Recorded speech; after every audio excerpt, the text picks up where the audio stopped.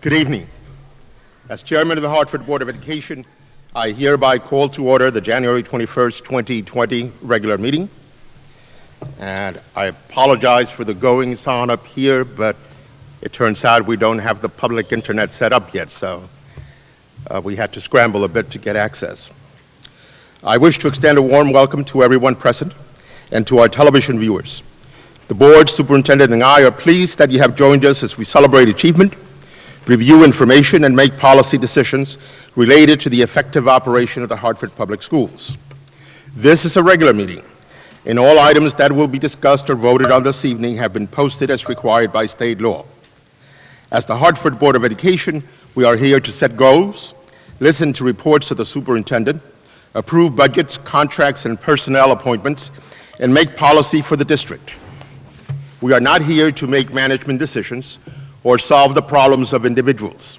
Management is the responsibility of the superintendent. The monthly meetings of the board are open to the public. They are the time when the board conducts its business of governing the school system in a public arena. The regular meetings are not meetings with the public. Therefore, comments from the audience will be confined to the time designated for the public to address the board. Decorum and courtesy are important elements in effective public meetings. Please silence your cell phones or communication devices and refrain from talking while others are speaking. Since it is legally mandated that proceedings be accurately recorded, I may have to ask for order periodically should noise begin to interfere with our recording capabilities. And one additional announcement: if you need to use the restrooms, Hector, security personnel, will be able to guide you. There's only one way in which it can go. If you need translation into Spanish, Alba in the back will be available to help you. I am pleased that you have taken the time this evening to join us. We are very proud of this school system, and thank you for your interest in the Hartford Public Schools. Now, Ms. Baguada will read this in Spanish. Buenas noches. El presidente de la Junta de Educación de Hartford ha llamado a orden a esta reunión ordinaria de la Junta del 21 de enero del 2020. Damos una cálida bienvenida a todas las personas presentes y a nuestros televidentes. La Junta y la Superintendente se complacen que se han unido a nosotros para celebrar logros, revisar información y tomar decisiones relacionadas con el funcionamiento efectivo de las escuelas públicas de Hartford. Esta es una reunión ordinaria y todos los asuntos que serán discutidos o votados en esta tarde han sido notificados como lo requiere la ley estatal. Como Junta de la Educación de Hartford, estamos aquí para establecer metas, escuchar los informes de la superintendente, aprobar los presupuestos, contratos y nombramientos del personal y establecer normas para el distrito. No estamos aquí para tomar decisiones administrativas o resolver problemas individuales. La administración es la responsabilidad de la superintendente. Las reuniones mensuales de la Junta están abiertas al público. Son el momento en que la Junta lleva a cabo su tarea de gobernar el sistema escolar en un espacio público. Las reuniones regulares no son reuniones con el público, por lo tanto, los comentarios de la audiencia se limitarán al tiempo designado para el público dirigirse a la Junta. El decoro y la cortesía son elementos importantes en reuniones públicas eficaces. Por favor, silencie su teléfono celular o dispositivo de comunicación y absténgase de hablar mientras otros están hablando. Ya que es mandato legal de los procedimientos que los procedimientos sean grabados con precisión, es posible que tengamos que pedir orden periódicamente si el ruido interfiere con nuestras capacidades de grabación. Nos complace que se hayan tomado el tiempo esta tarde para unirse a nosotros. Estamos muy orgullosos de este sistema escolar y les damos las gracias por su interés en las escuelas públicas de Hartford. Y otro recordatorio, si necesitan el baño, el señor Héctor les puede ayudar, o si necesitan traducción, también. Gracias. Today, we remember Dr. Martin Luther King, and the Board of Education has a resolution in recognition of Dr. Martin Luther King Jr. Day. Whereas Dr. Martin Luther King Jr. was a leader of the modern American civil rights movement, and whereas Dr. Martin Luther King Jr. fought to end segregation in this nation, including in education, and whereas Dr. Martin Luther King Jr. advocated for the passage of the Voting Rights Act of 1965, which guaranteed the right to vote for all African American citizens through the march from Selma, Alabama to Montgomery, Alabama, and whereas Dr. Martin Luther King Jr. received a Nobel Peace Prize in 1964 for his work in the passage of the Civil Rights Act of 1964, and whereas Dr. Martin Luther King Jr. stated in his Nobel Peace Prize acceptance speech that I have the audacity to believe that peoples everywhere can have 3 meals a day for their bodies, education, and culture for their minds, and dignity, equality, and freedom for their spirits. Whereas unequal schooling and segregation continues to be a pandemic scourging the American educational system, and whereas all children have a right to a free, full, and equitable education, and whereas the mission of Hartford Public Schools, in partnership with our families and community, is to inspire and prepare all students to meet success in and beyond school. Now, therefore, be it resolved that the Hartford Board of Education hereby recognizes January 20th, 2020, Dr. Martin Luther King Jr. Day, and encourages all citizens to join the celebration of King's legacy and to continue to advance its principles that all people, regardless of color or creed, are equal members of the human family. Signed this 21st day of January in the year of 2020, Julio Flores, Chairman of the Hartford Board of Education, Dr. Leslie Torres Rodriguez, Superintendent. Thank you. Now, before we move on to public comments, we have a presentation, and I will turn it over to the Superintendent to introduce it. Thank you, Chairman Flores. This evening's achievement and highlights, I am honored to introduce Principal Holly Gustafson and Social Worker and Mindfulness Director Marisa Soto Gomez, both from Breakthrough Magnet South. Under their leadership, Breakthrough South was recently recognized nationally for its success in embedding social emotional learning throughout the school. This evening, Principal Gustafson and Ms. Soto Gomez will share highlights of Breakthrough's approach and the impact that it is having on student outcomes. I want to thank both of you for attending this evening to share this very important and exciting work.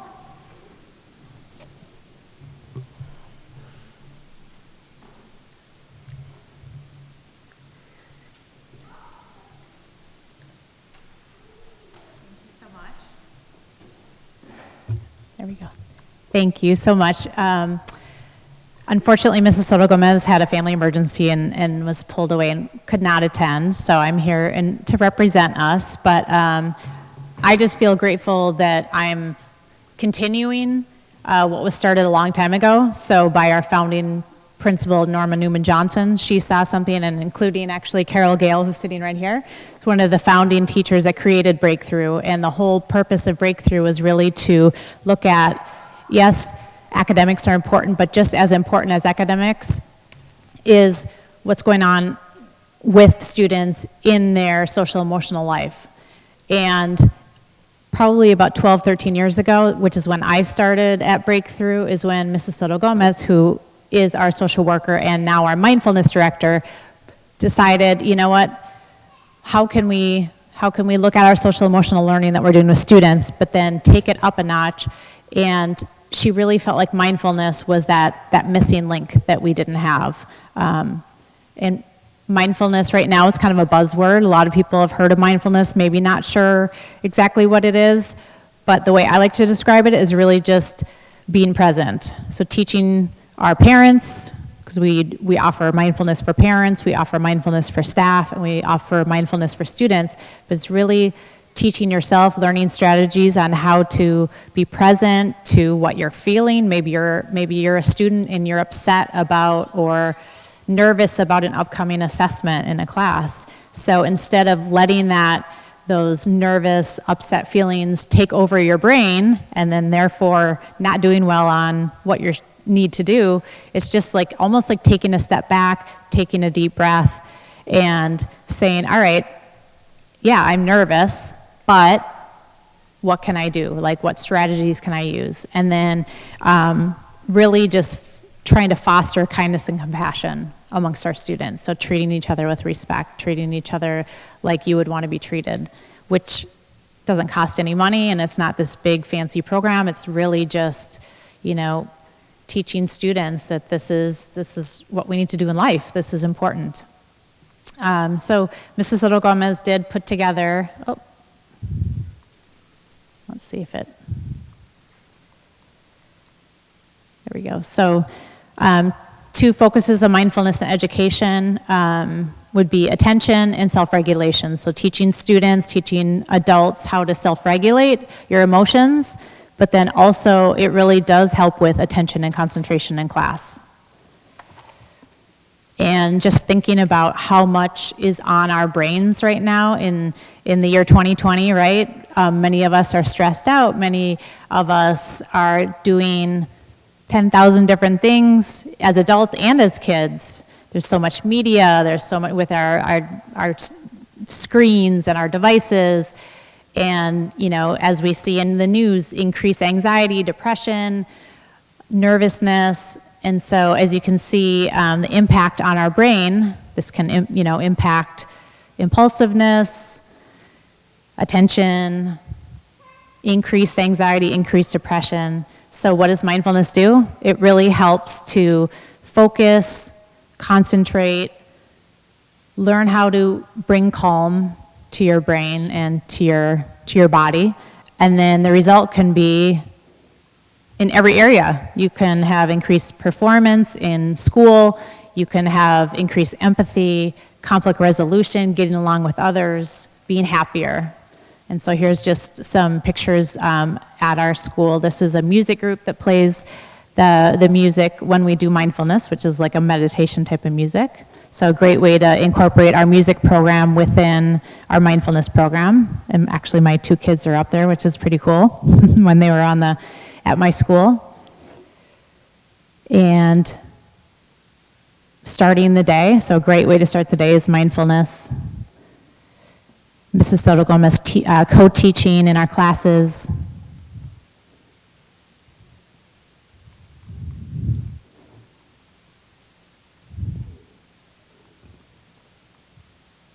It's kind of stuck, but that's okay.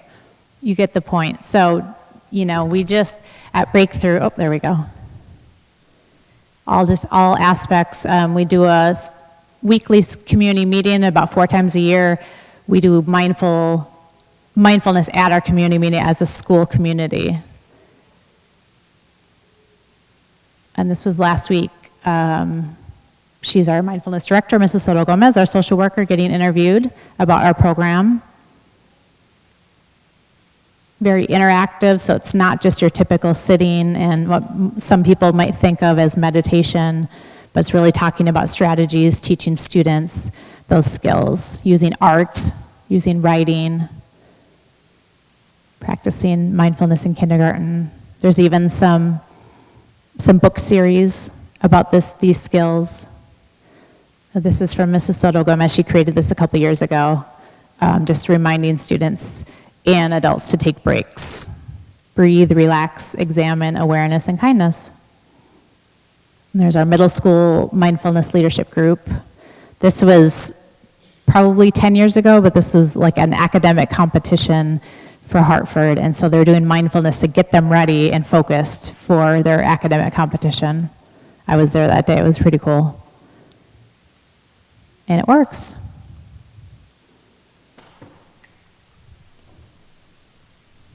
Do you have any questions?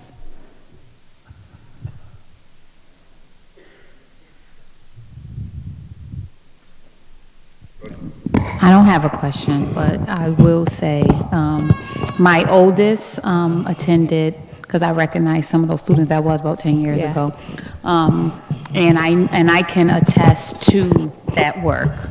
Ms. Soto Gomez worked with my daughter, and she is absolutely wonderful. So I just wanted to comment that that work is good work. Thank you. And I'm very appreciative of the work, and I work in a setting that's higher education, so I work at a university, and The amount of issues related to anxiety, depression, it's unlike anything we've seen in higher education for a while. And if only our students would have had access to programs like this in middle school and high school, I think it would make a huge difference, because we're dealing with it at the higher ed level right now, and it's we're understaffed. The entire university needs to know how to practice mindfulness at this point, because we're dealing with students, we're engaging students who,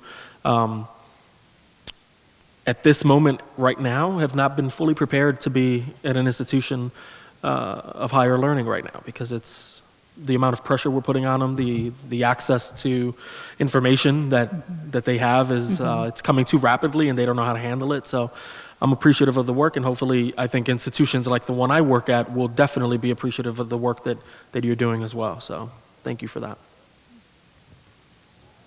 And I also want to say thank you. I look forward to the day when we can scale out this work to all of our schools. My youngest son has ADHD, and he's in high school, but he still has difficulty learning to control his feelings and his focus and so forth. I tried to get him into Breakthrough some years ago, but unfortunately we didn't make it. But thank you. Thanks.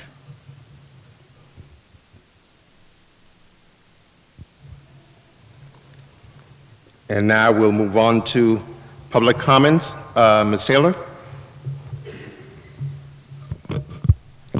We as a board, in collaboration with the superintendent and district leadership, are committed to cultivating a culture of excellence at all levels of Hartford Public Schools.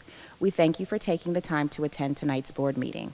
We appreciate you coming out to learn more about Hartford Public Schools and for sharing your thoughts and concerns. We have established a protocol to track and respond to concerns raised. We want you to know that we take your concerns seriously, and to that end, we will have staff available for immediate follow-up if follow-up is required. After you have finished speaking, a staff member will come up to you, ready to take down your information. They will follow up with an update within 48 hours. As a reminder, you have 3 minutes to speak. At the 2-minute mark, Ms. Santiago will ring the bell, letting you know that you have 1 minute left. At the second bell, please wrap up your comments. Now, Ms. Paguada will read this in Spanish. Nosotros, la Junta de Educación, en colaboración con la superintendente y personal del distrito, estamos comprometidos a cultivar una cultura de excelencia en todos los niveles de las escuelas públicas de Hartford. Les agradecemos se hayan tomado el tiempo para asistir a la reunión de la Junta esta noche. Les agradecemos su participación y su deseo de aprender más sobre las escuelas públicas de Hartford y también por compartir sus pensamientos y preocupaciones. Nosotros tomamos sus preocupaciones muy seriamente y hemos establecido un protocolo para el seguimiento y respuesta a inquietudes planteadas. Tenemos personal disponible para seguimiento inmediato para los casos que lo requieren. Una vez que usted haya terminado de hablar, un miembro del personal estará disponible para tomar su información. Esa persona investigará su caso y se comunicará con usted dentro de 48 horas. Les recordamos que tienen 3 minutos para hablar. Cuando han pasado 2 minutos, la señorita Santiago sonará el timbre, dejándoles saber que queda 1 minuto. Al segundo sonido, por favor, termine sus comentarios. Shamilia Crosby.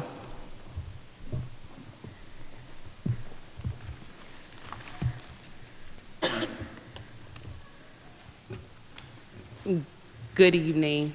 My name is Shamilia Crosby. I'm a parent at GCA, and I'm the vice president of the PTO.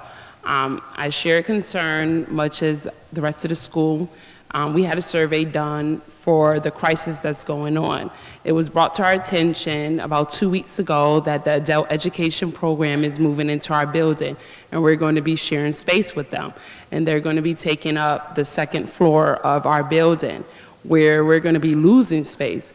But in this survey, 76% of the parents and I all share the same concern of safety. The concerns are lack of security. We only have 2 security guards on premises for our children.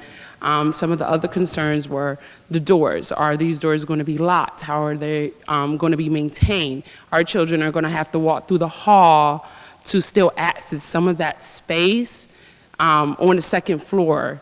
So how will our children be protected? And not to discriminate against that population. We have no biases against them, but we just want to ensure safety when it's time for recess, when it's time for lunch.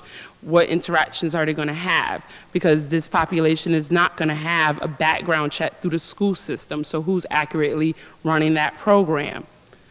Some other concerns that I have with this program moving into the building is just even the outside perimeters, saying that there's lack of cameras. We do not have cameras on our walkways or on our sidewalks. So when we have children that's dropped off or walkers, who really monitors that outside area with 2 security guards? So these are some of the concerns I'm bringing to the board to look at for global communications. We really want to reduce these and bring some light to it to see who's going to help us with that. So, yes, that's it. All right, thank you. Thank you.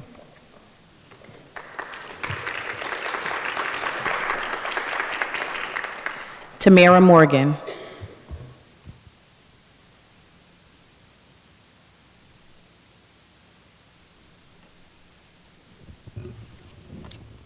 My name is Tamara Morgan, and I am a parent and the president of the PTO at Global Communications Academy.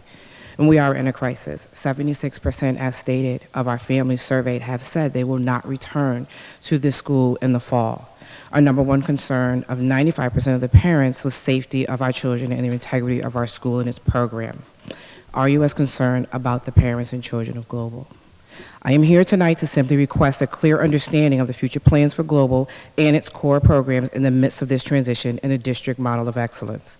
As we seek to work with our school district for the benefit of all children, the PTO is formally requesting the following: that the current blueprint of the co-location be revised to return the AV room, the science lab, and one of the 7th, 8th grade classrooms currently slated for evening adult ed back to Global, and a locked door be placed in the second floor hallway to ensure the safe passage of our students. Secondly, due to the co-location, we need the safety, as stated before, to include 3 additional security guards to cover the areas outside to ensure that the teachers are given additional support in providing coverage when the school is occupied by 3 programs. Lastly, in light of the integrity of IB program of our school, which is how it was designed, we are requesting that all working technology currently located in classrooms occupied by Global move with the classrooms to their new location, and that an IB coordinator position be a fully funded program added to the school budget and not force leadership to eliminate another position in exchange for that critical role. As our requests are clear, as a follow-up to this meeting, we are asking members of the board, the superintendent, deputy superintendent, and the chief of schools to show your commitment to our school and attend our PTO meeting on March 5th at 6:30 p.m. at Global to hear from parents. A copy of our request will be submitted to you for your review, as well as follow-up emails and phone calls will come from parents to ensure that in the midst of this transition, that our school and children are not forgotten and their safety and education is a priority for the district. Thank you for your time.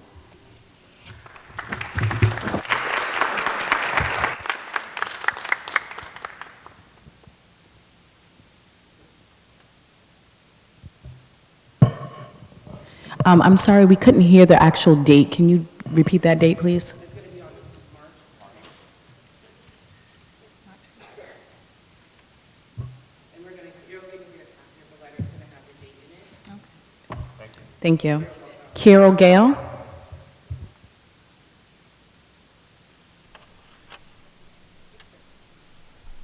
Good evening.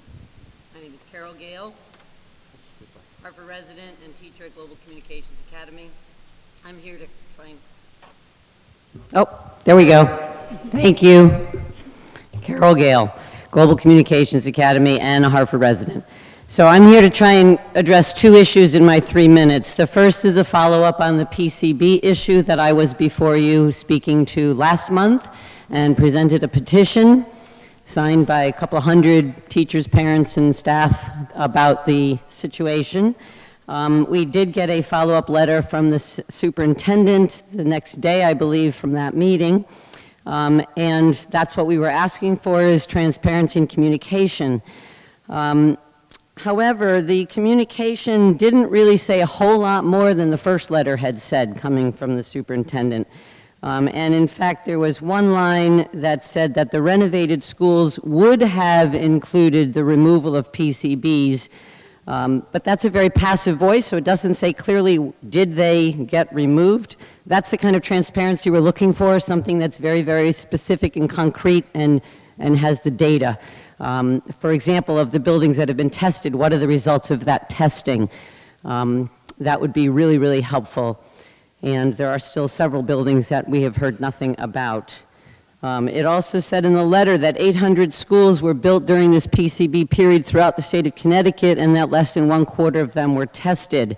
However, I'm not interested in diluting the issue with Hartford Public Schools. I'm only concerned about 15 schools, which should be the ones that you're concerned about as well, and they're the ones that you're responsible to be concerned about to us, the citizens of the city. So keeping on those, I would like to also just note that Achievement First went ahead and tested their building right away, and in reporting in today's newspaper said that they tested only 50 units. Which is very reassuring. It's less than half of what the danger level is. So it reassured their staff of the safety in the building. That's the same kind of reassurance that we are seeking in Hartford. In terms of the adult education issue, I stand with my fellow teachers and parents around the concerns about mixing an adult population with an elementary population that goes from pre-K all the way to 8th grade. I have worked in a couple of buildings in my career that were shared. This is a tricky and difficult situation no matter what the two schools are that are sharing the building. I've done it where the two schools were of the same age each time. I can't imagine the added difficulties that are going to come from an adult population with such young elementary kids, and certainly it is a safety concern for parents. In addition, Global is a very difficult building to manage. It has 8 entrances and exits and 4 stairwells, and not enough security to manage all of that. So these are the kinds of concerns that really do need to be addressed before such a measure can be taken. Thank you. Thank you. Joshua Hall.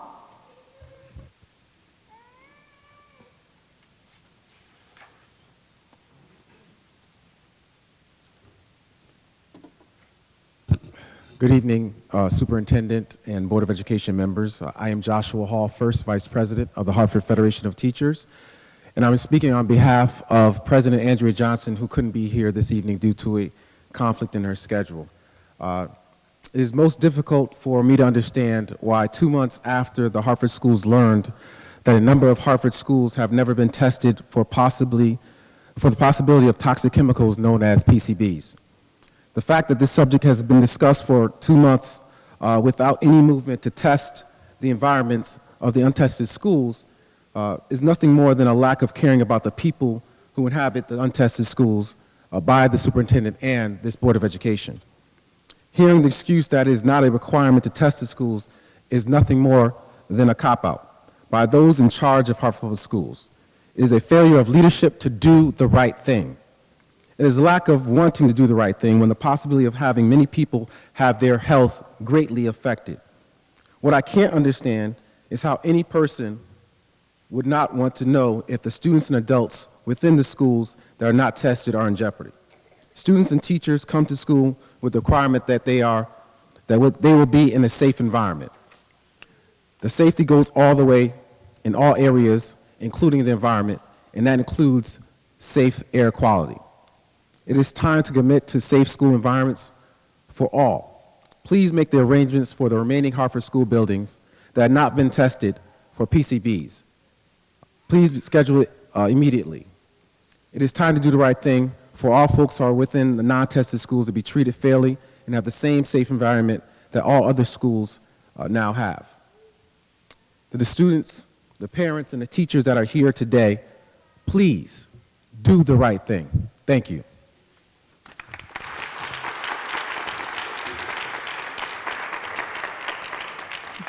Omaria Santiago.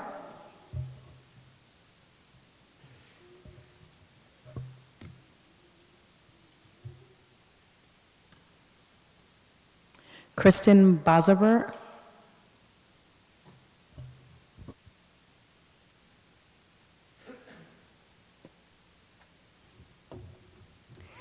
Good evening. My name is Kristen Boisvert. I'm a teacher at Global.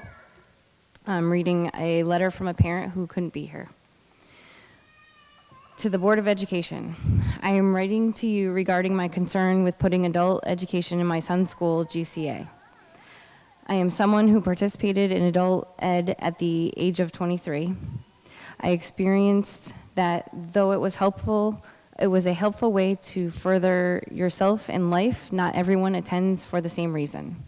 Sometimes in between breaks, many of the adult students smoked marijuana behind the building that was used. The crowd is very diverse. Either they were mandated to be there or they did not want to be there. Fights broke out. Outside issues would make their way into the facility. Some adults became sexually active or sexually involved with other adults attending. I feel this would not be good or a safe choice for the city of Hartford to make. Also, there could be adults with any type of criminal background attending, and I feel this would create an unsafe environment for the children. I am definitely opposed to this idea becoming a reality. Hopefully, a change comes for my child will not be attending Global Communications Academy or any Hartford school. Sincerely, Jonathan Dados Maldonado.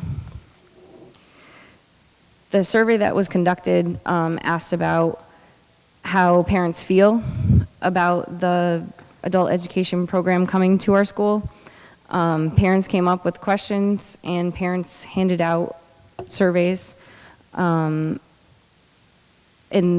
they also spoke about their number one concern. They offered possibly having adult hours in the evening only. And then they were also asked how this would affect their child attending Global. So you've heard some parents say that 76% of parents surveyed so far would not have their child at Global next year. Either they would send them to another Hartford Public School or out of district. 94% of parents surveyed said that their number one concern was safety. So those are very important concerns, and we hope that you will consider these things, and we hope that you will be at our PTO meeting in March.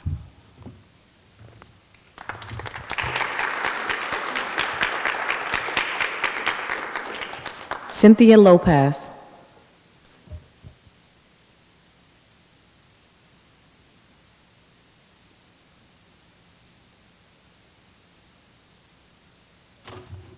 Good evening. Again, my name is Cynthia. Adult ed in pre-K to 8th grade right now is alarming. It's insane to me. Security for this adult ed, how many guards are going to be there? If it's only one guard for however many adults during the day or at nighttime, it's just not enough for the safety of our kids. You know, when these adult ed go out for break or something, and if our kids are outside, who's watching them? One guard cannot watch everybody at any given time. I have a daughter who's been going to the school since 1st grade. I do not agree with the fact of an adult being even in the same area where my daughter could be going up and down the stairs, and you know, anything could happen when someone is not looking. That's my concern. What else? I'm sorry. I would like to know also, I have a couple questions, like if you guys have the data of any calls made to the Hartford PD from Adult Ed. I remember back when I was in high school a couple years ago, and we used to hear about Adult Ed all the time, and it was just alarming. I'm like, oh my God, all these fights and all this stuff. This is alarming to me as a parent. Background checks. If us as parents have to do a background check, even to volunteer at the school, I don't understand why Adult Ed, no one is having background checks. If we have to volunteer at the school, it's insane to me. And another thing is, I'm sure there is some budget cut being somewhere, but the second that one of our children get hurt or anything, because this is in place, it's going to cost 10 times more to the board. And that's it. It's just alarming to me. I don't agree with Adult Ed with pre-K to 6. It's just, that doesn't make sense to anyone, I think. It's just alarming. Too much. Way too much. That's all I have. Thank you.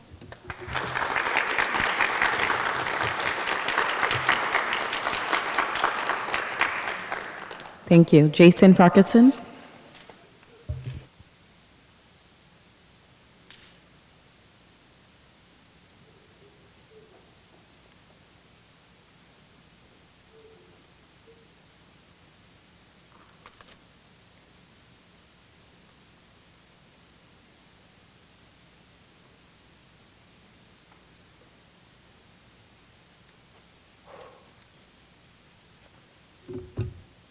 Evening. I hit the button. Oh, I'm good. Oh, I'm sorry. I didn't even think I made the cut. My name is Jason Farkason, proud graduate of the class of 1999 of Weaver High School. It's weird to be in here. The last time I wasn't here, it was the first meeting about the redesign of Weaver High School, I think 2 or 3 superintendents ago. And being back in here is kind of weird. It feels smaller. There's a lot more leg room in here. If you've been a student here, I'm only 5'10", and the seats were tight, so it's a lot more room, so it feels like some seats were taken out. But anyways, I'm happy that the building is open. This part of the building is open. I'm also part of the North Hartford Education Task Force, and I have a strong passion for architecture and construction. And I would like to hear some more details about the completion of Weaver High School, the Phil House. I would like to see George P. Thompson's name on the outside of the building, of this auditorium. Family members are asking if that name will be placed on the building. It would be nice to have a timeline on that. It would be nice to know the timeline on the MLK building as well. Is it on time? Is it on budget? Is it over budget? Also, how are we tracking our success at Weaver High School for students coming in? Are we overpopulated? Are there open seats that children can be rolled over? Did we plan for an influx of people coming home, as the Weaver Steering Committee mentioned several months ago? Again, how are we tracking our success? What are our metrics? You know, where are we today? Are we excelling? How are our sports doing? How are our art classes doing? Is the media portion of the school recording this for their studies as well? If they're not recording it, why not? Do we have somebody to head that part of the group for those students? You know, there's an AV media program. They should be recording these things. If they're not recording them, there's a lack of educational component there. Again, it's weird for alumni to be in this building. Things feel small, but I'm just happy that the building is open, and I'm really would like to know if somebody can provide some details on the budget for MLK, the completion of the Phil House, and making sure that these schools, when they're being tracked for success, they're being done the correct way, and that we're excelling in all of our metrics and not overly testing our students and making sure that our students are allowed to have some critical thinking function. I'm a strong component of chess in schools. It teaches our children decision making in home and in the school as well. If we can find a way to infuse chess as a component from K through 12, that would be huge. It'd be probably one of the first districts in the country to have chess as a curriculum, as a mandatory for our students. Thank you.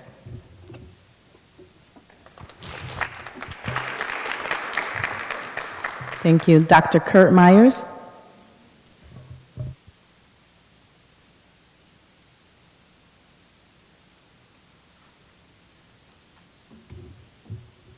Thank you for allowing me to speak just briefly about the naming of the health center. This health center at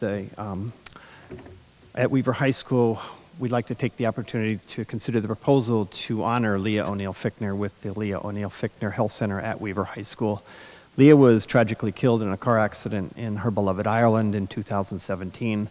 And as you're all aware, Leah was a valued member of our school system for over 30 years, rose to the level of Senior Director of Health Services, and was the individual responsible for development and growth of our entire school-based health center system in the city of Hartford.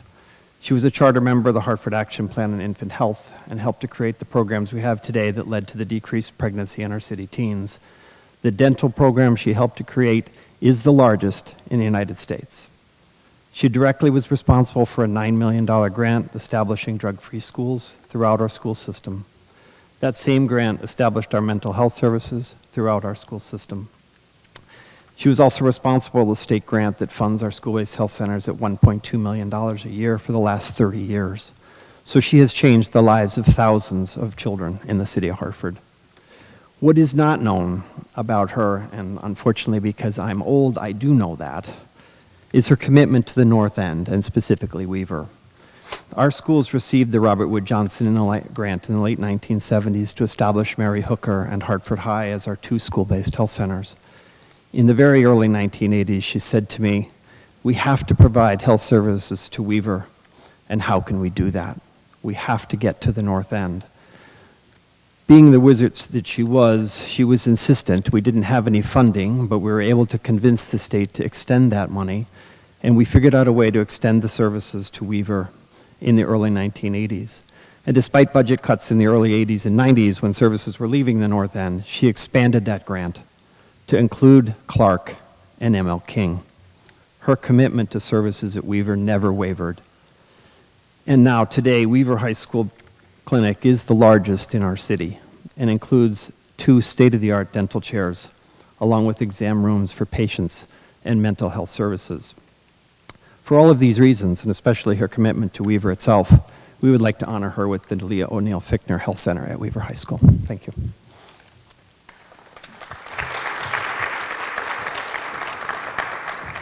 James Majors.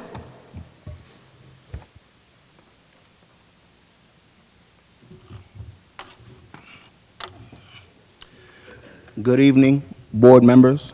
My name is James Majors, and I'm a concerned kindergarten parent from Global Academy. I was a part of the 76% of parents surveyed who said, "I will not bring my child back to Global next year if adult education comes to our building due to safety hazards." As I was reflecting upon the mindfulness presentation presented by Breakthrough, I am concerned that if adult education moves into our building, our mindfulness room and program will be taken away and given to adult ed. You spoke highly of your experiences with using the mindfulness program with your own children. How will taking away our mindfulness program affect our children? Thank you.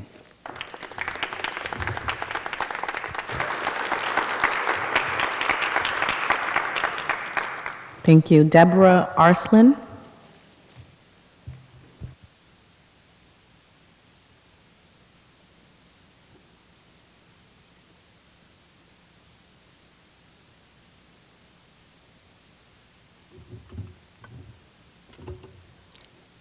Good evening, Superintendent Torres, Chairman Flores, and members of the board. I'd like to thank you for allowing me to speak in favor of naming the Weaver Medical Dental Clinic after Leah ONeill Fichtner. My name is Debra Arslan, and I am a dental hygienist employed with Hartford Public Schools for over 20 years. I had the pleasure and honor of working with Leah. Hartford Public Schools is the largest school-based dental clinic owned and operated by a school system in the country. We have been named in the Pew Report. Connecticut received a larger grading because of the Hartford program that they listed in their report that had 18 clinics, at the time, 3 dentists and 9 hygienists. That's us. This program is a self-funded program through direct billing of Medicaid and private insurance for dental services and grants with the Connecticut Department of Public Health. It was Leah Fichtner's vision and tireless effort that set up and resulted in what Hartford Public Schools has today. I'd like to share a few facts and statistics. Hartford Public Schools has had preventive dental services since the early 1900s. In the 70s, Leah was the first person who hired a dentist to replace the federally qualified health center dentists that were in the Hartford Public Schools but closed their doors. In the 80s, it again was Leah's vision and efforts that had the Hartford Public Schools dental program apply to be a provider under the state Medicaid system. This enabled Hartford Public School to bill for dental services, thus setting up the self-funded program Hartford has today. The early 2000s, I worked directly with Leah, applying for grants with the Hartford Foundation for Public Giving, a federal grant for sealants, the State Department of Social Services, and we received over $1.2 million. This enabled the program to totally outfit all of the clinics in the city of Hartford with state-of-the-art equipment. In the past few years, each newly renovated school in Hartford has had a medical suite with a full dental clinic, namely West Middle, here at Weaver, and there will be one in the new Martin Luther King. The children, Leah knew, children in pain do not learn. The dental program does over 15,000 procedures every year, which translates into days in school learning and not missed due to absenteeism or pain. This is accomplished in 18 clinics throughout Hartford schools. Leah's vision and our reality today. Hartford Public Schools is an educational system that looks after and takes care of the whole child in a nurturing environment to grow and develop to the best of their potential. Thank you very much.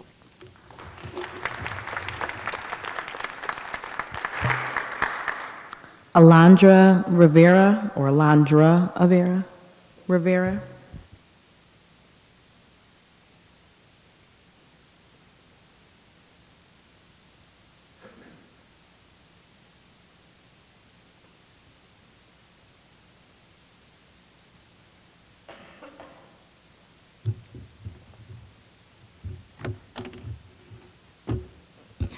Good evening, everyone. She's here with me, but I'm going to be speaking for now. It's her first time. One of the things that Alondra is working at Hartford Public High School is creating a multilingual interpreter club. And with this club, she's wanting to help parents and teachers better communicate. Right now, what I find fascinating about Alondra is that her interpreting skills are at a high level, and she just recently she corrected the landline interpreter because he was not interpreting correctly, and I think this is a great thing for Hartford Public High School to look at the children's assets and then find ways on how we can build on them and to also fund them. These kids, they translate for their moms, at PPT meetings, at expulsion hearings, everywhere, parent-teacher conferences. they're not compensated, right? So like, you know, it can be easily overlooked, right? Like Hartford High not have a line item, you know, for this service because the kids are doing it. But I think we should value these kids and create a line item for this club to exist at Hartford Public High School. That's what she wanted to say. I could have her say it in Spanish, but I'm not going to do that to her. Thank you. Thank you. Mary Beth Del Gouda.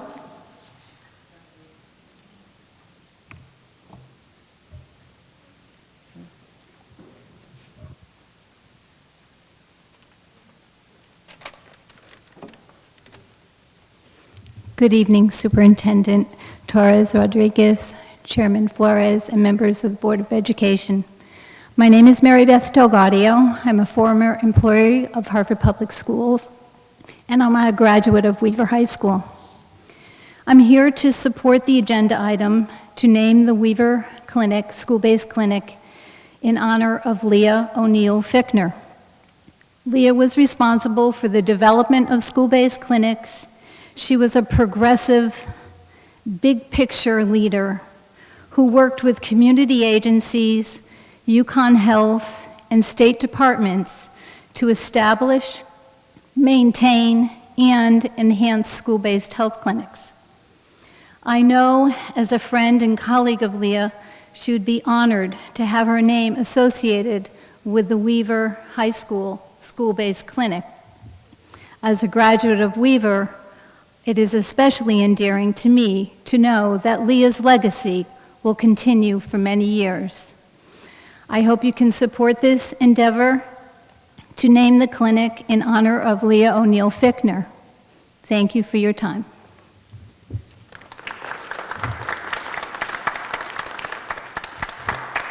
Takei Blizzard.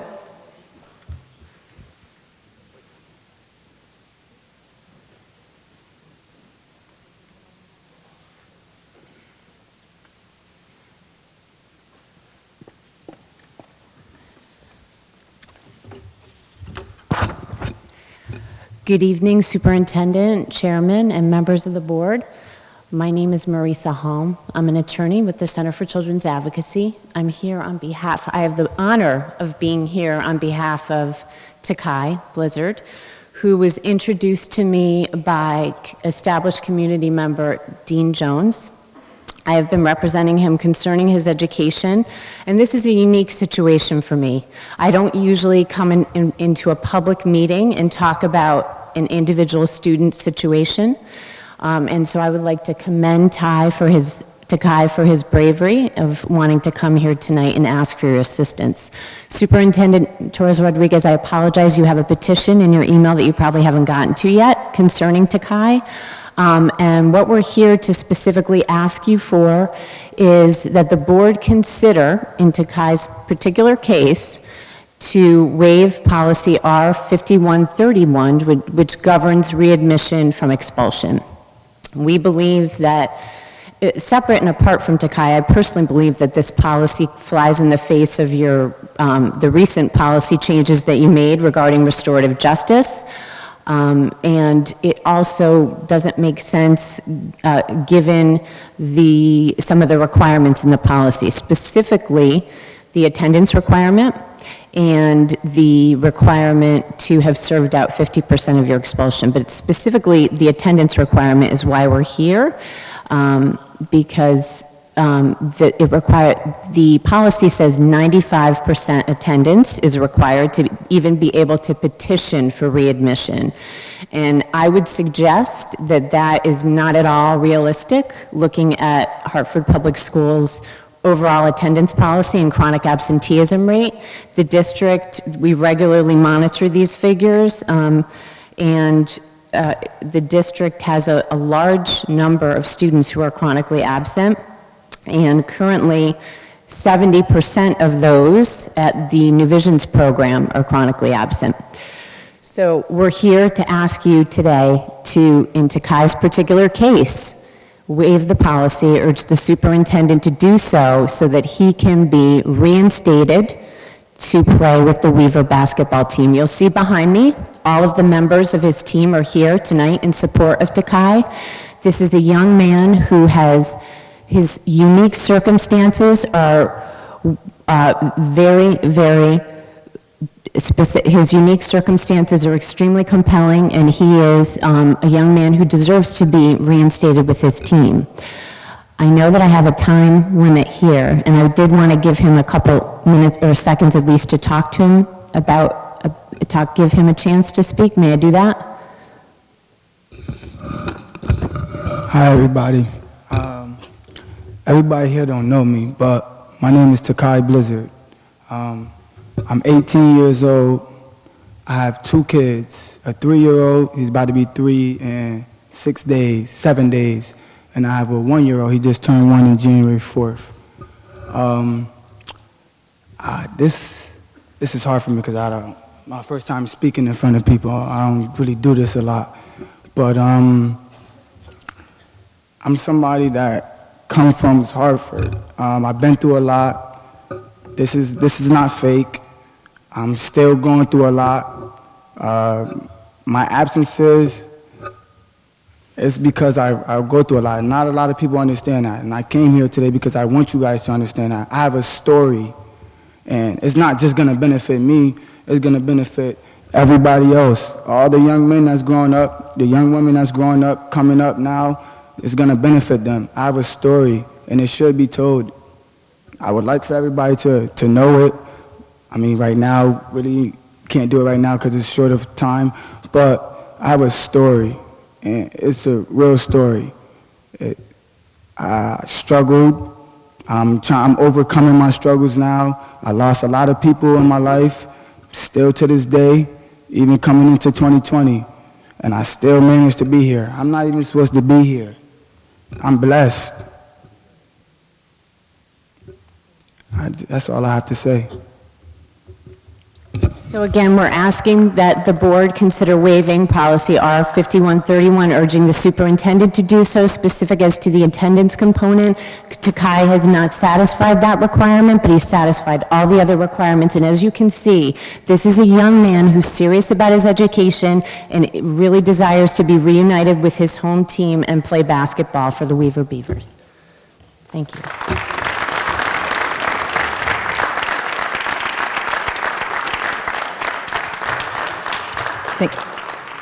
Thank you. Tanya Santino.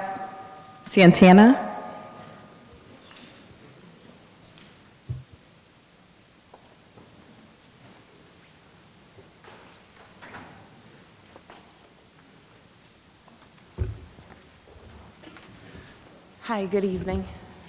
My name is Tanya Santino, and I have a 9th grader in Hartford Public High School.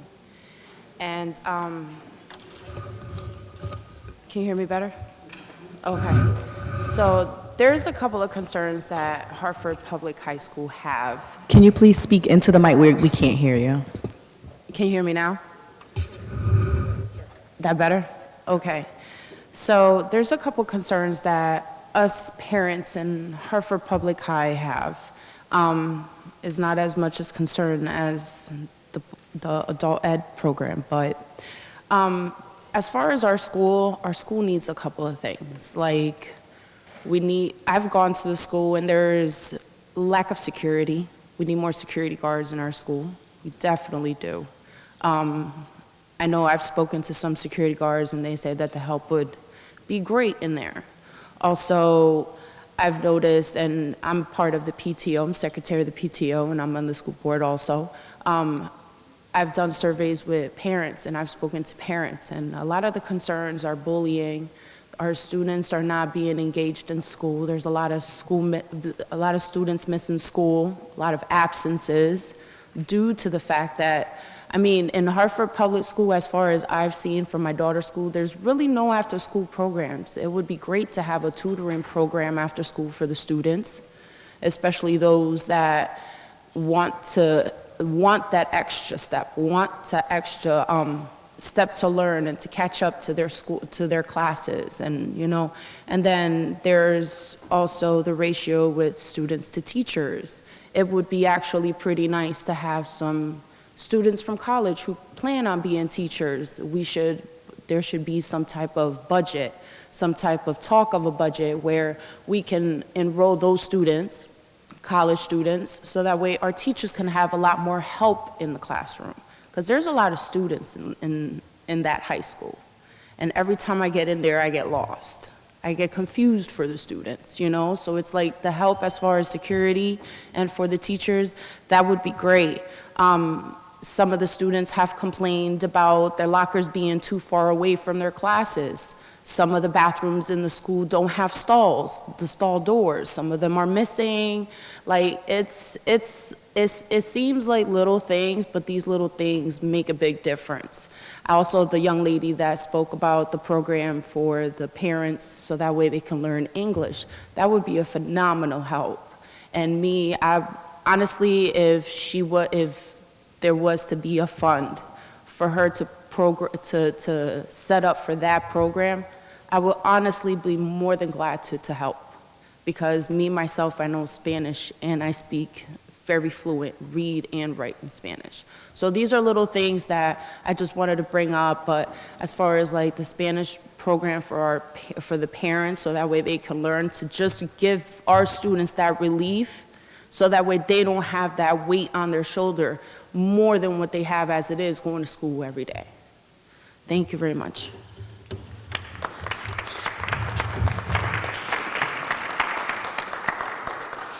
Thank you. Michael Downs?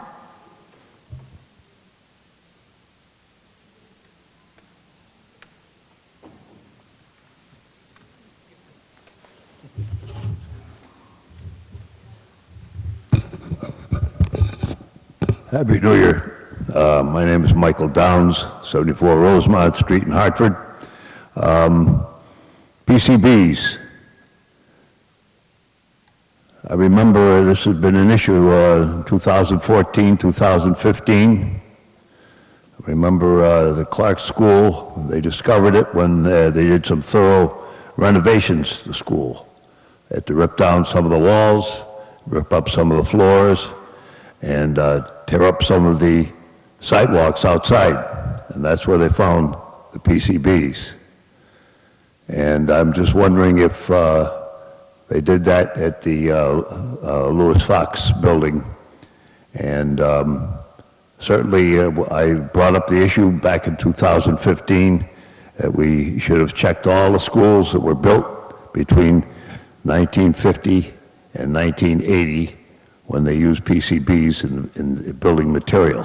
They used it in all the materials, building walls, building floors, and building sidewalks. That should have been done then, not now. We're talking about it now, but I suppose now it's never too late, I guess. Better late than never. And I'm also going to bring up vocational technical education. They brought that up last month. There was a lot of money invested in the high school equipment for vocational technical education at Weaver, Hartford High, and Buckley. And there was also quite a bit of equipment in all of the middle schools. Even the K through 8 schools in the South End, they had vocational technical equipment. All that equipment disappeared. I understand it was sold. Some people said that much of it was sold to Greenwich. I suppose Greenwich could pay the most money. And who got the money? Did we get the money? I don't think Hartford got the money. I think the state got the money. The state took this away. The state should give it back, and they should pay for it. And still the issue of recruiting minority teachers, especially male minority teachers, and there are some substitute teachers that fit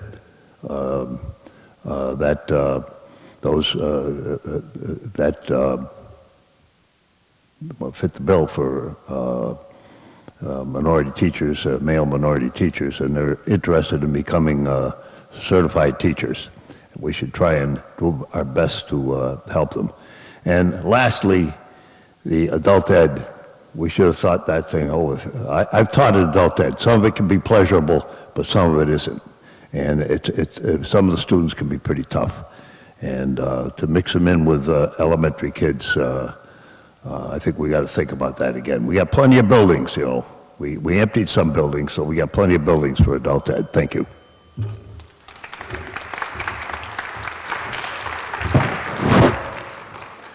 Thank you. Millie Arcenega.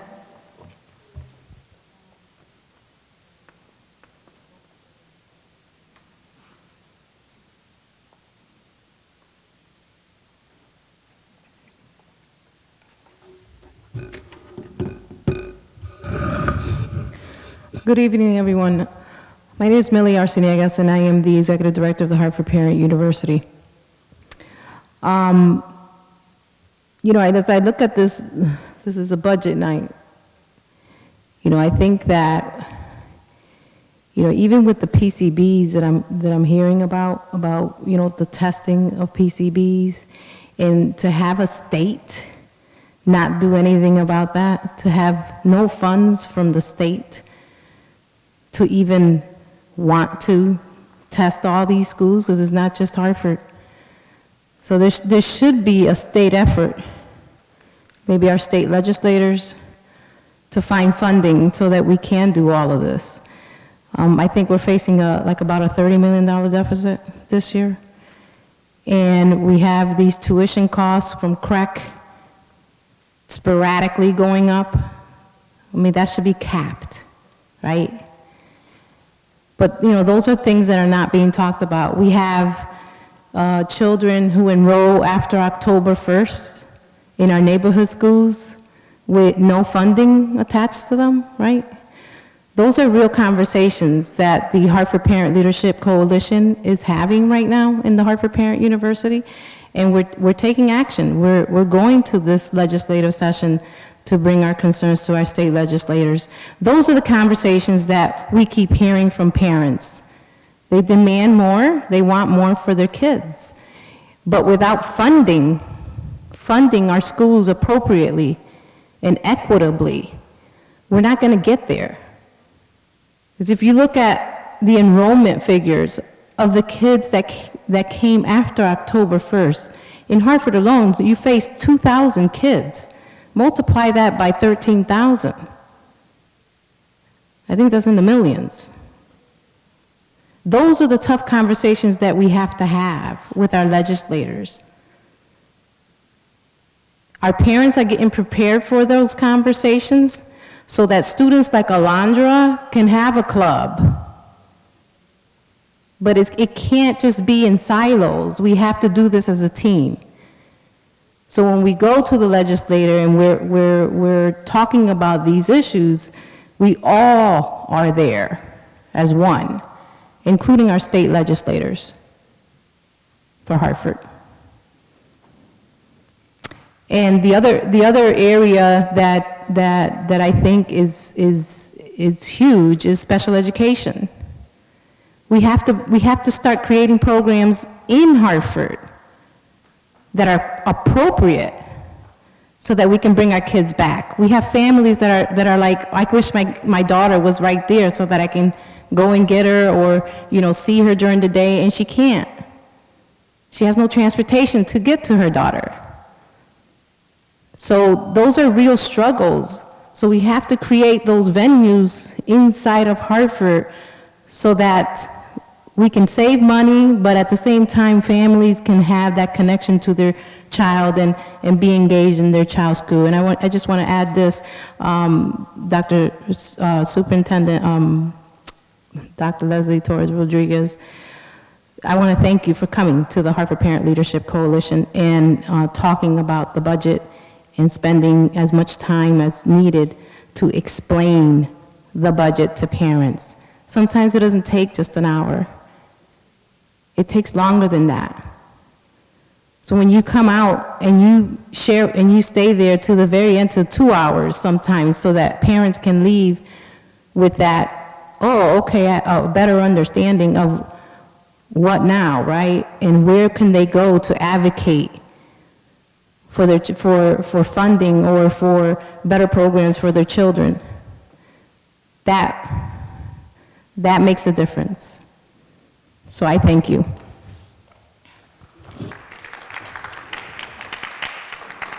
Thank you. Ryan Burns.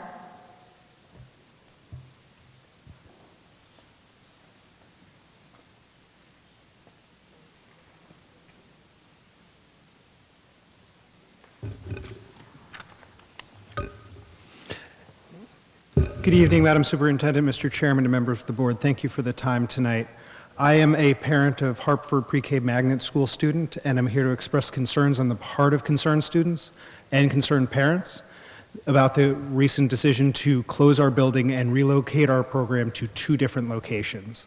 We believe this poses both a risk to the safety as well as to the development of our students. And after recent tours of both facilities, we are gravely concerned that this process was not appropriate for children.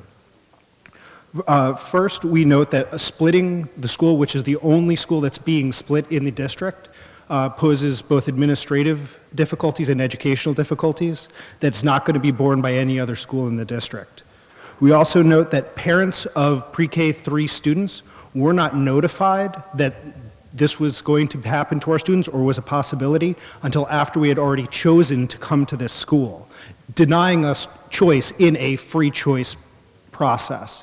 In fact, students that are being applied, parents for students that are applying now have not yet been notified that the school isn't going to be located there. I think this is a grave concern. As mentioned multiple times, adult ed being located in the same school as a preschool is of grave concern to us. We think that's inappropriate for security reasons as well as just the general educational environment. The needs of an adult ed program and a pre-K program are so wildly different they should not be co-located. We do note, for example, that there are multiple security guards here for the benefit of this meeting. We would hope that that same level of concern would be given to our most vulnerable students, the pre-K 3 and pre-K 4 students. We also note that the construction at Burns is not nearly complete and will not be complete even after our students arrive. While the rooms will be finished, construction will be going on our hallway and above, where we're going to have children who, as part of their district mandated curriculum, will have nap times. This is wholly inappropriate, and we again ask that this decision be reversed. Absent it being reversed, we ask that the district please consider waiting one more year so at least parents will have the information to make informed choices before they're given into this program. Finally, if that's not an option, we ask that parents be given the choice to have priority in the free choice lottery and to choose the location of their choice going forward to next year. Thank you very much for your time.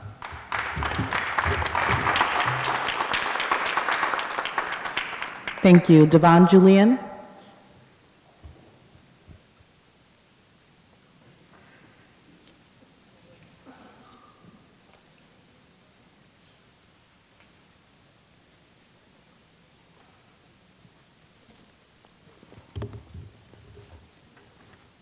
Hi, good evening, board. My name is Devon Julian. I'm a parent of a junior at University High School of Science and Engineering. I just want to share my concerns as a parent. It's also for my child who attends UHSSE.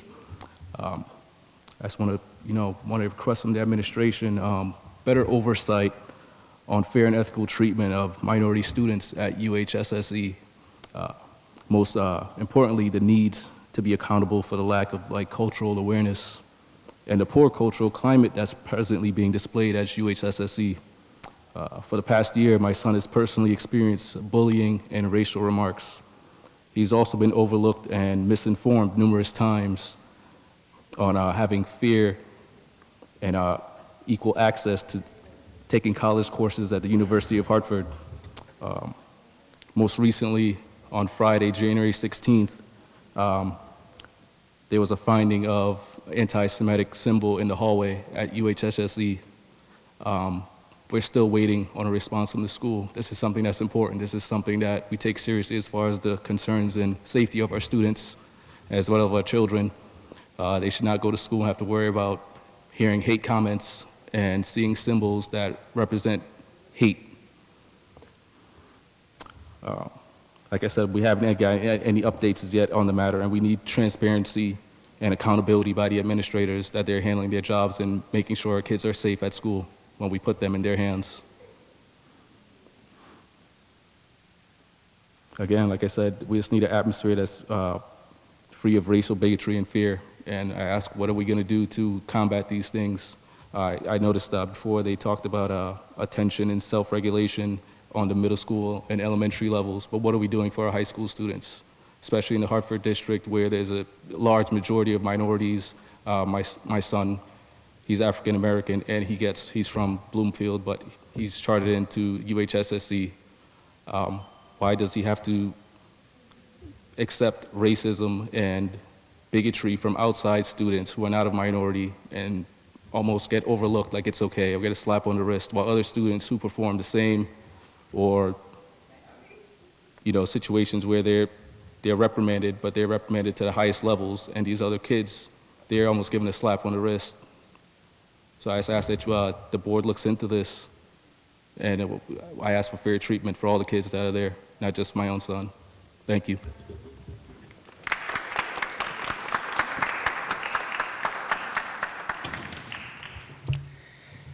That concludes public comment, and we move on to reports. I don't have a report per se, but I just want to say that I feel great joy at being in this auditorium today, and I think my colleagues up here feel the same way.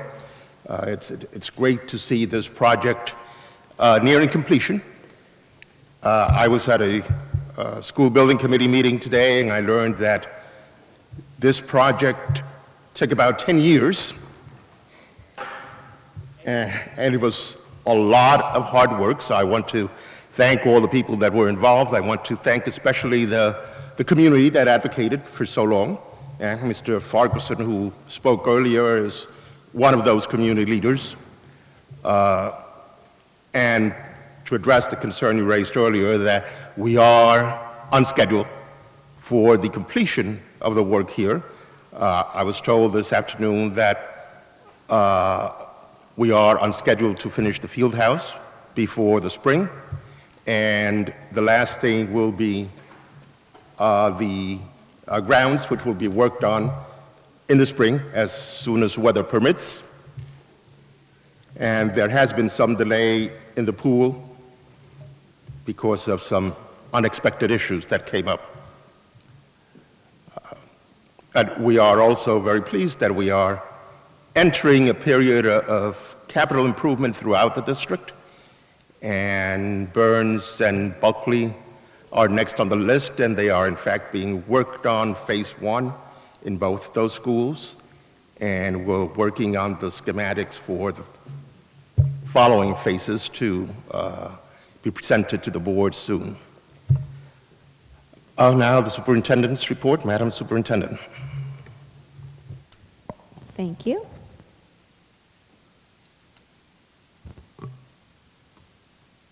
I have just, as you know, the report is uploaded into board docs, but I want to share just a few comments regarding PCBs and then adult education as well. It is important for me to share that additional information that was provided in our latest communication and not reflected in a recent news article. HPS staff and I, as your superintendent, are committed to the safety of all of our students and staff. And we have been meeting with city, state, environmental experts on what are the best possible ways to address the concerns that have been brought to our attention. We take the concerns seriously and want to address it in the quick as possible way with the appropriate guidance from federal, state, and city agencies.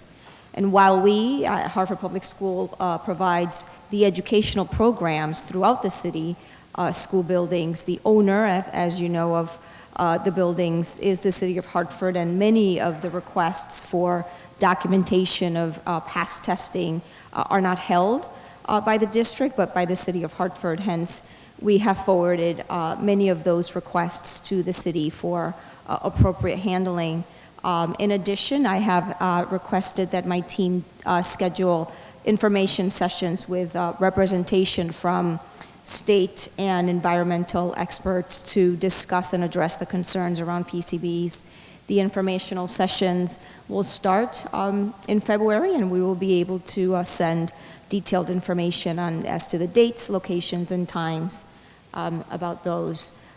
Regarding adult education, there has been, a lot of narrative recently regarding Hartford Public Schools students enrolled in adult education program, and that those students present a threat to the safety of our younger students. While some of the comments that were lifted tonight did not use specific words that were discriminatory in nature, there have been others in our community that have expressed degrading, in a degrading manner towards our adult education students. And I just wanted to highlight the fact that our adult education program currently at 110 Washington Street has been sharing the building with Renzulli Gifted and Talented Academy for the past several years with no safety concerns. And we are committed to providing high quality educational programs to all of our students from the age 3 up until, some of our students that are late into their 70s and 80s in our adult education program. As evidence of that commitment, we created, and the Hartford Board of Education approved, the District Model of Excellence, which includes creating safe and quality facilities for all of our students, including the students enrolled in our adult education program, such as individual secured entrances for each program, assigned security personnel for each of the programs, as well as modifications so that each program will have their individual spaces and no interactions among the younger students and the adult students, which, we hope to be able to share those very specific details with the respective school communities in the near future. Like many other public facilities throughout our city, public libraries, recreation centers, etc., there have been various age groups sharing facilities in a safe and welcoming environment. And so we are proud, and we will continue to create these diverse opportunities for all of our learners without discrimination so that everyone, all of our students, can become prosperous citizens in our city.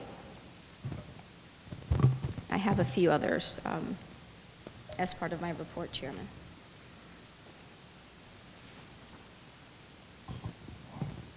Just want to highlight some of the great work that's happening and actually ask for our community to help us with one specific issue regarding transportation that we are offering students that walk, that live far from school and don't get busing because of the mileage requirements. And so the new transportation, we've sent transportation information to students that are eligible during the month of December through March. We are providing high school students that live between 1.5 and 2 miles from school, and all middle school students that live between 1 mile and 1.5 miles from school.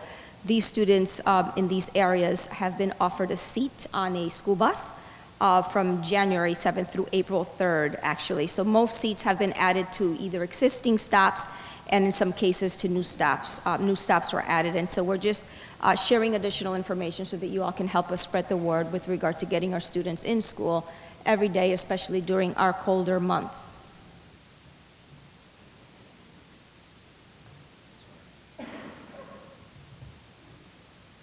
Just an update regarding our budget development process. We are delayed by 2 weeks in the budget development process in order to ensure that our school leaders understand the allocations and the available flexibilities. We aimed to release the budget allocations and the budget guidebooks on January 15th. However, we were not able to do that. We weren't able to meet that target as we are awaiting to receive magnet and open choice projections from the Regional School Choice Office. Once we get that data, principals will be able to begin developing their budgets. And as you know, we are working diligently as we begin to identify our potential mitigation strategies to the $23.3 million deficit that we have as part of the budget process. That concludes my report. Thank you, Madam Superintendent. And now we turn it over to our student representatives. Good evening. We would first like to start by expressing our gratitude for the opportunity to be a part of this board. This last month in school has been rather hectic with the return from vacation, midterms, and the end of the semester. So there's not much for us to report at this juncture, but we would like to say that we're looking forward to the new semester and that overall midterms were a success. Also, we would like to say that we are proud members of the Superintendent's Advisory Council, where we are working on participatory budgeting. We're working with Hartford Decides, which is an organization that gives money for projects in Hartford. Students are coming up with ideas to share with their community, and we'll be coming up with displays to share at the Project Expo. Thank you. Thank you. The committee reports are available online for anyone that's interested.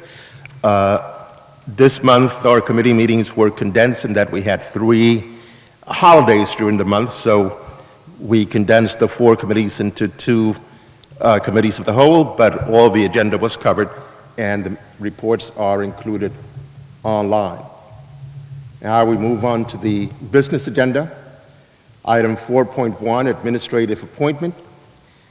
And motion, recommended action is motion that the board approve the superintendent's recommendation to appoint Clarence Zachary to the position of Chief Operating and Financial Officer. Madam Superintendent. Thank you. I'd like to ask Clarence Zachary to join us up here, please. So I'll just give a brief background before going into a brief bio. So as you all know, we currently have had support from the school finance project as our interim CFO. This is an opportunity for us to find some efficiencies as we consolidate 2 offices, the Office of Finance and Budgeting, as well as all of our operations. While we had the interim CFO team from the school finance project, Dr. V assumed many of the operations, and I worked closely with the school choice office. And so just wanted to provide that technical background, and I'll introduce Zachary, Clarence Zachary, former Stamford Public Schools Chief Fiscal and Operations Support Officer, who led the non-academic operations and fiscal management of the Stamford school system with a $273 million operating budget and $29 million grant budget, 21 schools and 16,000 students. He supervised and managed all aspects of operations support, including finance, facilities management, technology, food service, and transportation and security.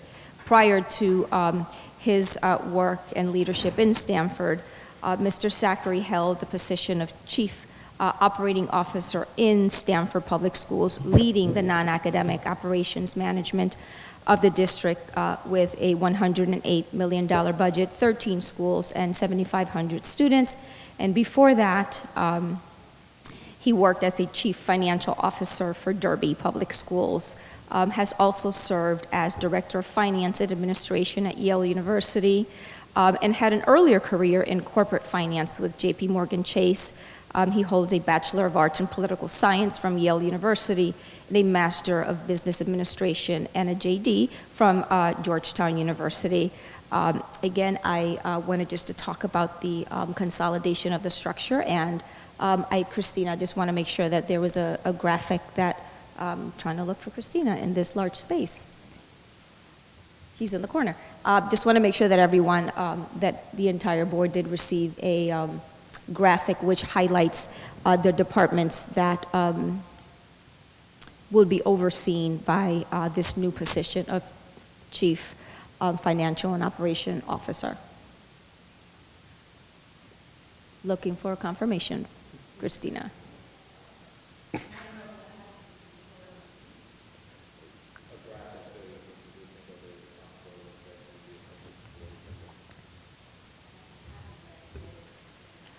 I just want to make sure that everyone on the board received. Yes. From the board? She said yes. Yes. So I just wanted to highlight that for you all in terms of the operations and what the oversight is going to be. So I'll turn it over. So are there any questions for me? I will kick it off with an easy one, I think. So, good to meet you. I wasn't able to make it earlier. I apologize. I work in West Haven, so I'm coming from, your old neck of the woods. Yes. So, the superintendent in her report mentioned just about a minute ago or so, that we are about to kick off. Well, central office has been in budget process for a little while now, but the board is about to kick off its budget process. And with an anticipated deficit of about $23 million. So first question is, why in the heck would you want to come here now with that budget deficit, with that number? But no, seriously, I actually want to know what attracted you to the position. Be as open as you can, obviously, but what attracted you to the position? Mr. Hernandez, what attracts me to the position is that my view is if I can bring my skill set to add value, to add to the benefit the students of Hartford Public School System, that to me is a worthwhile endeavor. So my previous employer in Stratford has my old position open. I could have easily gone back to that, but I could do that in my sleep. The challenge of solving the problems of working with Dr. Torres Rodriguez and her team to help benefit the students of Hartford is what enticed me to the position. And I'll keep it short to allow other folks to have questions. I also want to point out, as in my day-to-day, I work at the University of New Haven, and I'm the director of the Center for Diversity and Inclusion, right? So what I prioritize in my day-to-day is representation and appreciation for culture and appreciation for difference, right? And, and it's a fight, right? It's a fight every single day, especially today in this wonderful country of ours. But one of the things that I want to highlight is one of the things that I am very much looking forward to with your appointment is the fact that a lot of the young men in the room, some of them were in the room today, right, will be able to see themselves in essentially a C-suite position, right? And that is not something that we get to see every day. It's something that I struggled in my short 28 years of life. I haven't seen men of color in positions of influence and positions of power. So one of the things, and I'm not asking you to use that, or I'm not asking you to utilize that in any way, but one of the things that I am excited about is that our students will be able to see you making decisions that will influence and impact their day-to-day, right? And some of those decisions will be difficult, and some of those decisions will be positive, right? But one of the things that they will all be positive, I hope, in the end, but some of them will be more difficult than others.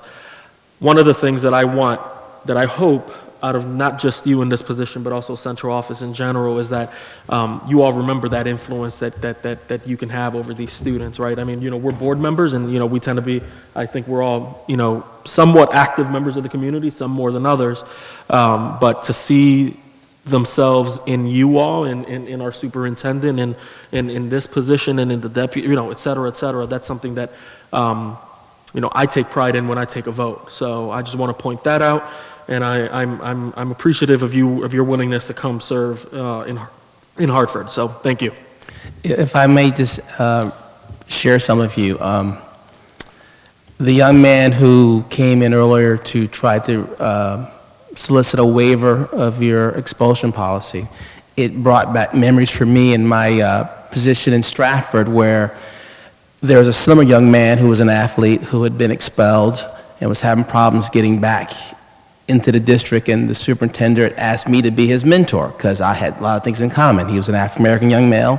I played sports. I played the sports he wanted to participate in, but he got expelled. And I actually remember the young man because I actually coached against him as a youth athlete. So what you're hoping for, I take that's part of the job. If there is a role model or a mentor, male or female, Caucasian, Hispanic, Asian, whatever the case may be, my job is as I see it, is to be an advisor to the superintendent on financial and operational matters, but also it's part to be a role model and educator for children.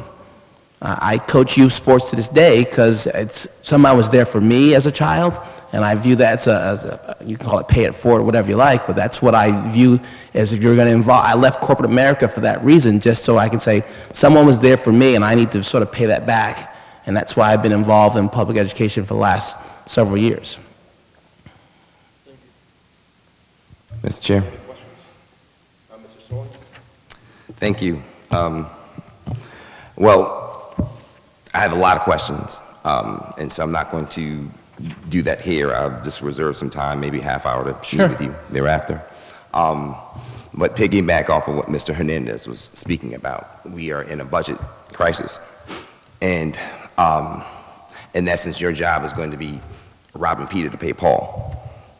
And I like to call it reallocate resources. Okay. But in essence, that's what it is.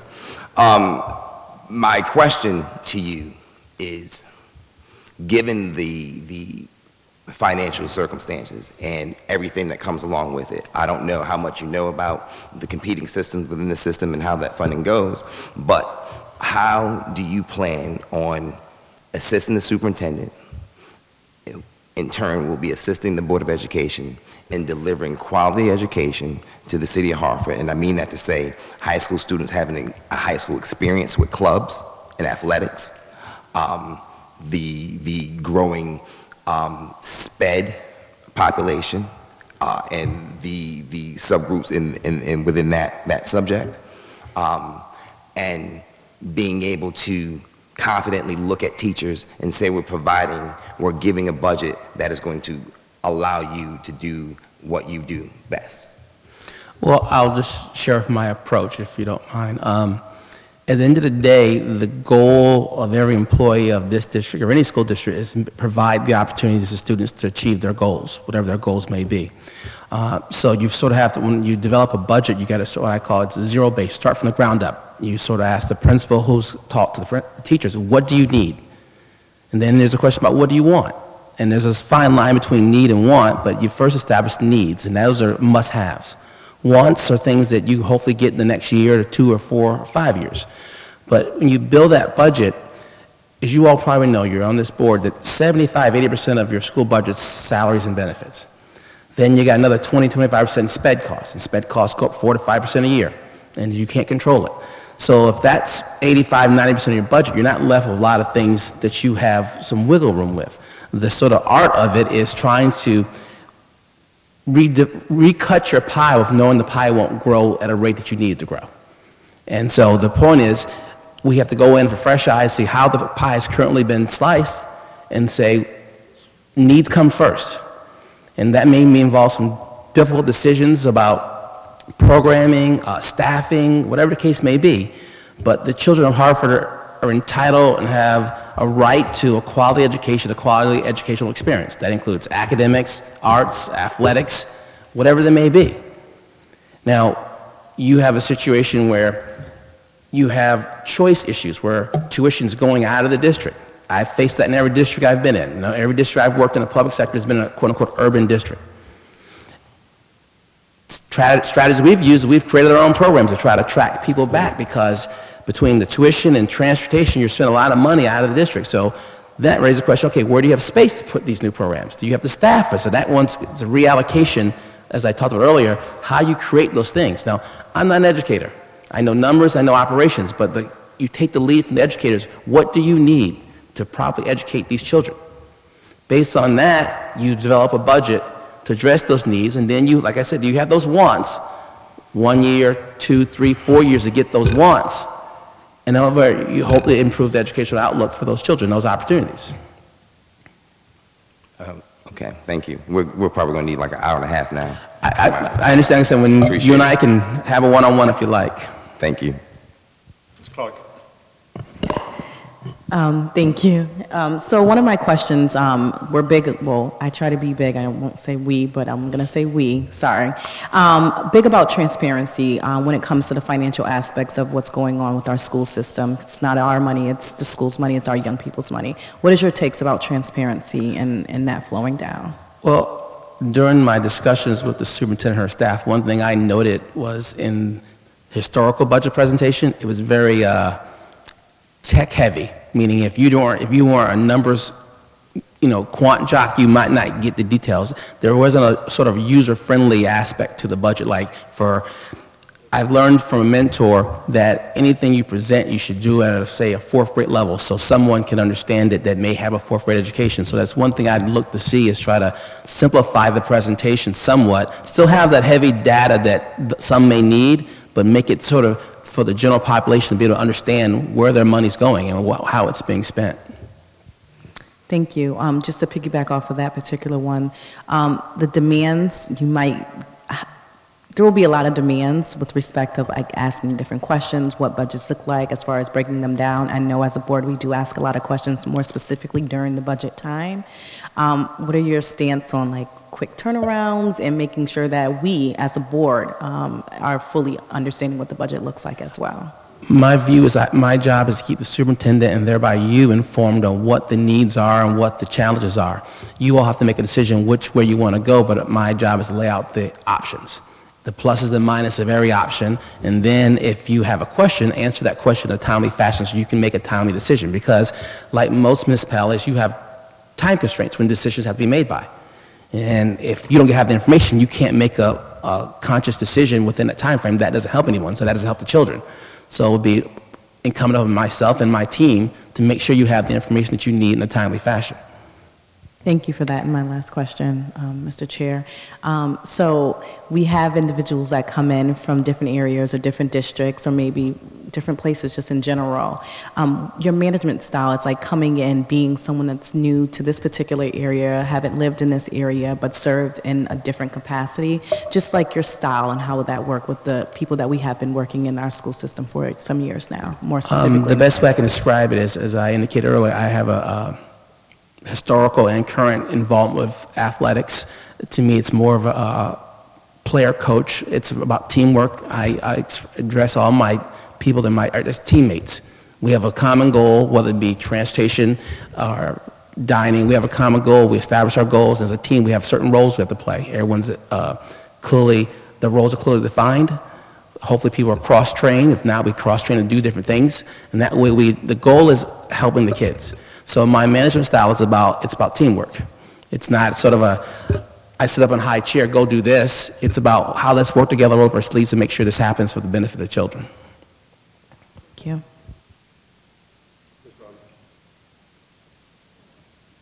Hello. Hello. This is a lot.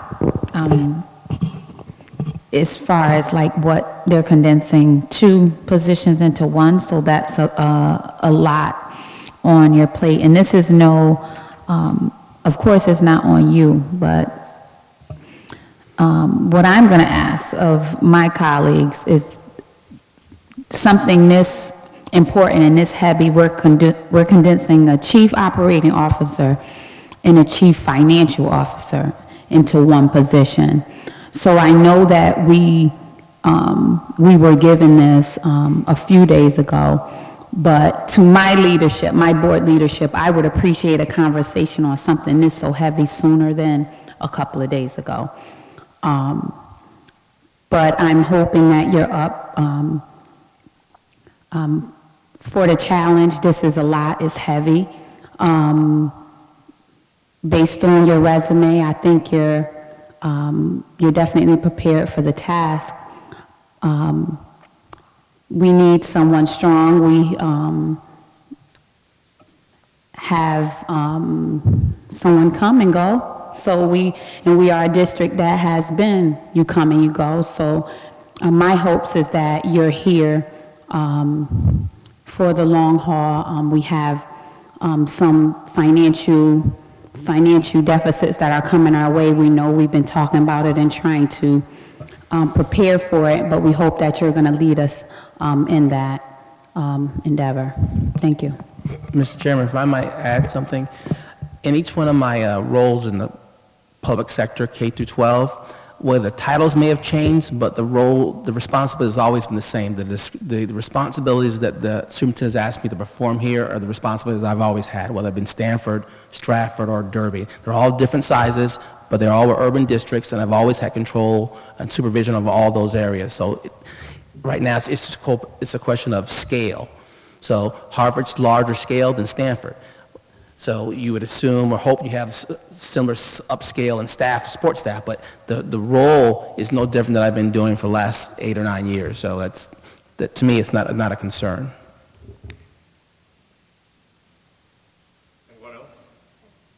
Ms. Oliver? Hello. Hello. So we had a nice conversation before, but not to this deep. So you heard earlier, we talked about parents and communication. We talked a little bit about that. We talked about our students and them participating. And so, of course, as the board, this is probably one of our most important jobs is to approve that budget. And as chair of the Finance Committee, I can tell you that my colleagues and I take it very seriously. I see in your background and from the recommendations about being a strategic partner. And I wonder if you could just share an example or even just your philosophy and how you have worked with board members as it relates to dealing with the budget, because that deficit is very real and for some of us was very shocking this year given how much mitigation we've done in the past few years. So I'm really interested in learning more about your take on working with us. My approach or my take, it's sort of quite simple. I'm going to tell you the facts. I'm going to give you my interpretation of facts and tell you what I think the facts mean. You may agree or disagree, but I'm going to give it to you as I see it. I may be wrong, I may be correct, but I'm going to give you my best professional analysis of what the situation is. And at the end of the day, in Connecticut, public school budgets are actually quite simple. 80% salary and benefits, another 20-25% sped. You got transportation as a fixed cost. You have dining as a fixed cost. So you're always arguing about 7 to 5%. Everything else is pretty much fixed. And the only way you make it not fixed is you start cutting things. You start cutting things, parents get upset, students get upset. So you're really, if you just able to perceive it where it is, you're only talking about certain things. Unless you increase the number of students dramatically, you're not going to dramatically increase the number of staff you need. So it's always a sort of certain bandwidth of information if you can just deal with that. Now, Hartford's in a situation like a lot of schools in Connecticut, declining enrollment. Okay, if you have declining enrollment, do you need as many buildings? That's a question that the community has to decide what type of education they want to provide to their students. And my job, as I see it, is to provide the information, provide some analysis of that information, and then help you all reach the consensus about what you want to do and what you want to present to the city and to the community about how you want to educate the children of Hartford. So I greatly appreciate your answer, and what I'll share, something I've already shared with the superintendent, is us being really clear about what our priorities are. I appreciate, especially as a non-educator myself, you and I have a very similar background, almost. And I think that's really important to be able to bridge that between having high quality educational programming and the realities of operating a business, right? So what I would ask is that strategic thought partner piece, that you definitely keep that hat on as we go through this journey, because I think we're going to have some very hard decisions we have to make, and we need to make them strategically and not haphazardly. So I look forward to, partnering with you. And you mentioned the teamwork. I'm all there. And, good luck. If I may, one of the things that I have a common phrase that I share with board members. It's this. I'm going to tell you what I think your children, in this case Hartford, need. And my advocacy for that is based on a sort of objective view. When I put my parent hat on, that's different. So I'm going to tell you as an objective person looking at the operations numbers what I think the district needs. If my parent, I'd have a totally different approach to you. I'd be like the nice folks here that came earlier advocating what they want for their child. But I can't do that. My job is to think about the entire district, the entire staff, and every kid. And it's a weighing of the pluses and minuses of the greater benefit for the greatest number of children. So that's where the certain decisions will have a greater impact on the majority, but it may have a negative impact on a small minority. That's what you want to make it as small as possible, but you have to acknowledge the potential for that negative impact. And that comes with the territory of being able to make those difficult decisions, sharing that information in a clear, concise manner with you all and the superintendent. Because in the day, when the decision's made, it may be my recommendation, it may not, but you all and the superintendent have to go make that choice publicly, say, this is what we're going to do. Thank you.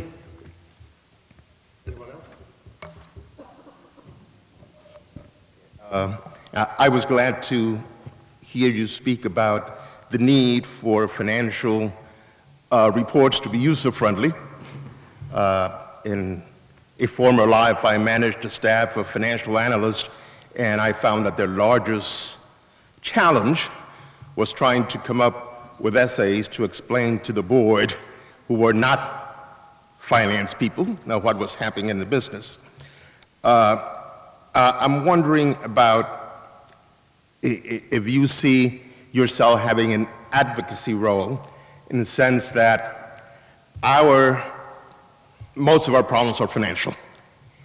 And we spend a lot of time, and I think we need to spend a lot more, with our elected representatives, explaining to them what our challenges are. I was at a CAPE meeting recently where someone was talking about reimbursement for excess funds and said how many legislators, their reaction would be, well, stop spending excess, because they had no understanding of what that meant. So I was wondering how you see yourself in a role of explaining to those people what our challenges are, and to the people who actually make the decisions about what's being allocated to the schools. As I explained to Dr. Torres Rodriguez, I view my role, I guess you can say, there's a gentleman here talking about chess. It's three-dimensional chess. I have to form a relationship with you all. I need to form a relationship at the municipal level, and given the large percentage of the Hartford Public School budget comes from the state, I need to form a relationship at the state level. And that involves different dialogues with different individuals. So part of the role is to make sure I have those relationships and be able to convey and explain the needs of the district to everyone at that level. So it starts at the community level, school level, district level, municipal, state, and if need be, federal. It's just, you have to be able to explain the needs of the children of Hartford in a clear and concise way to whoever the audience may be. And that same concept may be tweaked a little bit depending on the audience, but you have to do that. You have to be able to adjust your presentation based on who's listening, because you may not have the attention span for some folks. If I go to OPM, they're going to say, oh, get real deep in the numbers. An elected official, probably not. They want it short and simple. What do you need? Why do you need it? And what's it going to cost? Hopefully that answers your question. Thank you. Before I call for a vote, Madam Superintendent wanted to make some comments. Yes, just one with regard to the graphic that I think Christina shared with everyone, and the consolidation of the offices. Just to note that school choice and athletics will not be part of the duties and responsibilities of our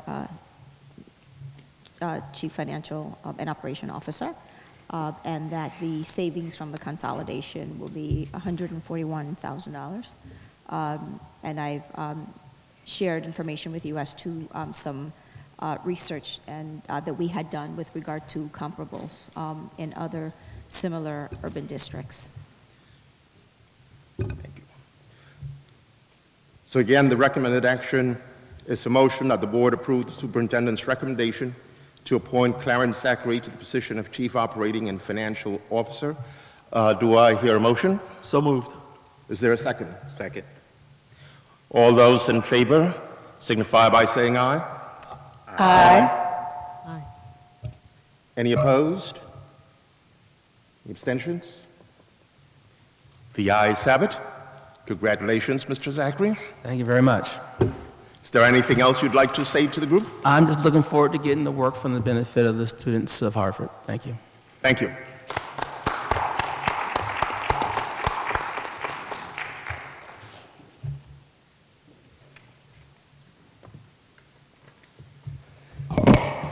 Through you, the chair, can I ask those two positions that won't be under his office, who will it be, who will it be under?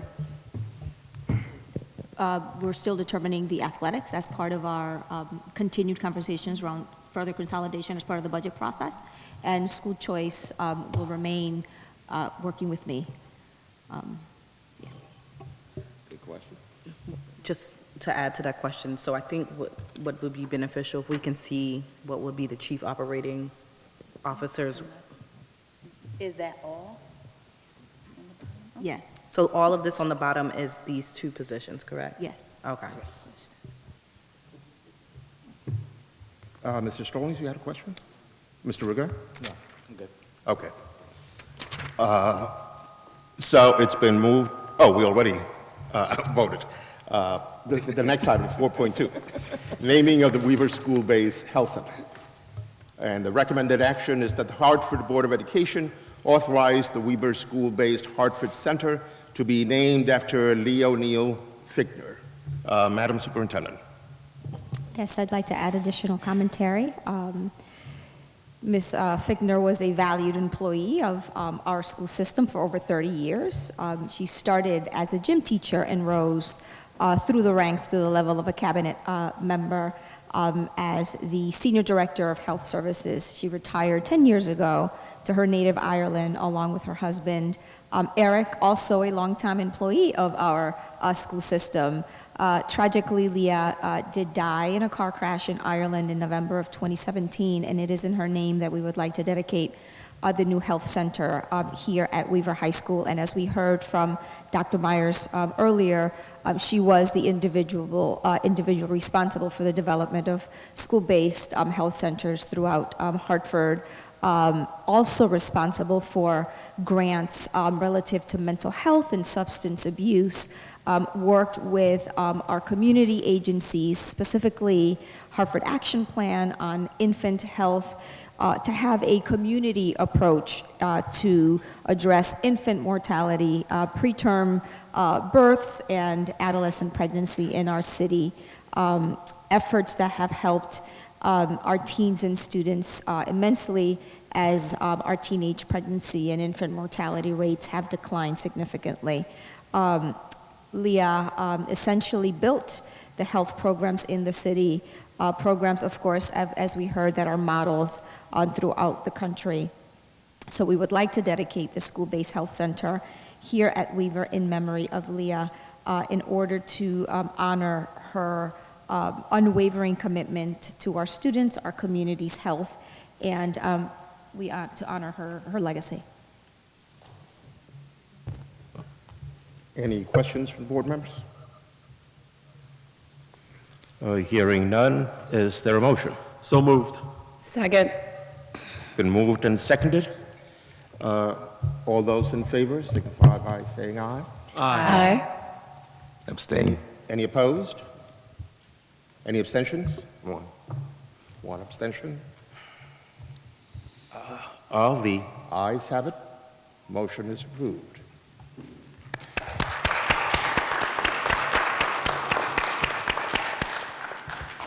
Who's coming into executive session with us? And Lori? And Lori? Not Natasha? I don't see Laura. I see her. Yes, she's there. So we have two items to be discussed in executive session. We have an update on a litigation matter, and we'll also be talking about the superintendent's mid-year review.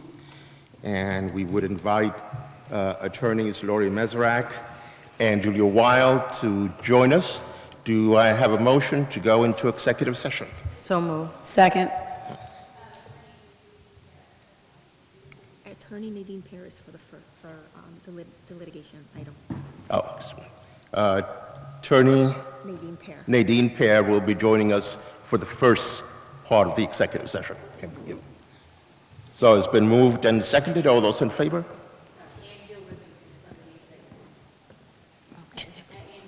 And Jill Rippington. All those in favor signify by saying aye. Aye. Any opposed? Any abstentions? The ayes have it. We are in executive session. So we will move to the other room.